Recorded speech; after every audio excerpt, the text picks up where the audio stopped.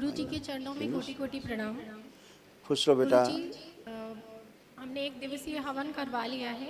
मेरे डीएनए में, हम लखनऊ से आए हैं और मेरे डीएनए में 5 लोग हैं। हम, मेरे हस्बैंड, मेरी 2 बेटियां और मेरी सासू माँ। गुरु जी, बीनू भैया के साथ हम आप अमावस्या के ठीक बाद आए थे, आपसे मिले थे और इन 15 दिनों में, 20 दिनों में जो अंतर हमें अपने में दिखाई दे रहा है, वो शायद हम मुंह से तो बयान ही नहीं कर सकते हैं कि हम जिस स्थिति में आए थे, हम अंदर घुस नहीं रहे थे। आप आश्रम आए के। नहीं थे, आप उठा के लाए गए थे। जी, जबरदस्ती वही लेके आए थे और हमने रास्ते में भी उनको काफ़ी कुछ बोला था।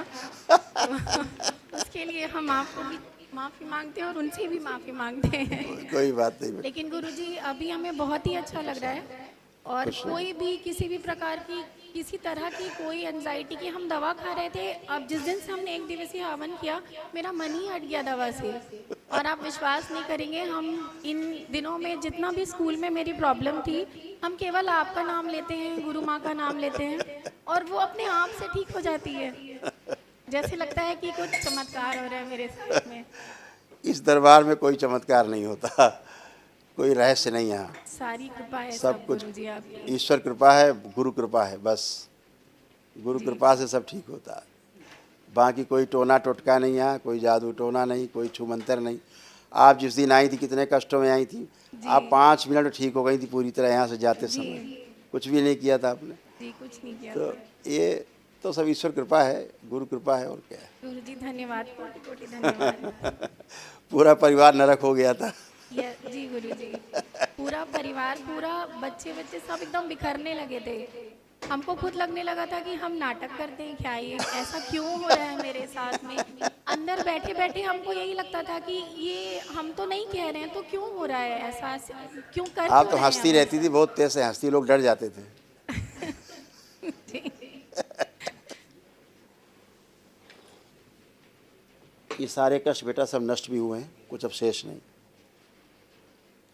सिजोफ्रेनिया की स्मृतियाँ थी, मतलब आने आवश्यक चीज़ें दिखाई देती थी, सुनाई देती थी, महसूस होती थी। शरीर में कमजोरी महसूस होती थी, अर्ध बेहोशी में रखने वाली स्मृतियाँ थी। आने आवश्यक तनाव पैदा करने वाली स्मृतियाँ थी। घबराहट, बेचैनी पैदा करने वाली, उलझन पैदा करने वाली स्मृतियाँ थी। कार्य से अरुचि, उच्चाटन हो जाता था, चेस्ट में पेन। ओसीडी की स्मृतियाँ थी। ओसीडी का मतलब सब गंदा गंदा दिखना, गंदा गंदा होना, परिवार के सदस्यों को देख करके नफरत होना, चिढ़ होना, घृणा होना, बात करने का मन न करना, अकेले रहने का मन करना, अलग रहने का मन करना। ऑस्टियोफाइट्स की स्मृतियाँ थी। बैठकर उठने में कष्ट होता था। गर्भाशय में फाइब्राइड्स व इन्फेक्शन की स्मृतियाँ थी। आंखों में धुंधलापन, चक्कर लाने वाली स्मृतियाँ थी। स्लीप डिसऑर्डर था। अर्थराइटिस पेन था, जोड़ जोड़ में दर्द होता था, गले में घाव व सूजन था, गंदे स्वप्न आते थे। पीसीओडी की स्मृतियाँ थी। कैंसर की स्मृतियाँ थी। किडनी में, गर्भाशय में, ओवरी में, स्पाइनल कॉर्ड में, लंग्स में, लीवर में और गॉलब्लैडर में। एकदम सत्य है गुरुजी, क्योंकि शाम को आते आते हमको दिखता ही नहीं था, धुंधलापन आंखों में आ जाता था। तो हमें ये लगता था, हम कहते भी थे सबसे घर में कि ये क्या हो गया, हमें क्यों धुंधलापन आता है। बिल्कुल, देखिए यूट्रस में कैंसर की स्मृति थी। फिलिपिन ट्यूब में गांठें बन रही थी, ओवरी निष्क्रिय हो रही थी और यूट्रस निकलवाने वाली स्मृति थी। जी, सच है। अब सब अच्छा, कभी यूट्रस आपको नहीं निकलवाना पड़ेगा। कोटि कोटि प्रणाम। खुश रहो बेटा, प्रसन्न रहिए, स्वस्थ रहिए। दरबार का ऑफिशियल चैनल करौली सरकार ईश्वरीय चिकित्सा विज्ञान केंद्र चैनल को जरूर सब्सक्राइब करें। नमः शिवाय।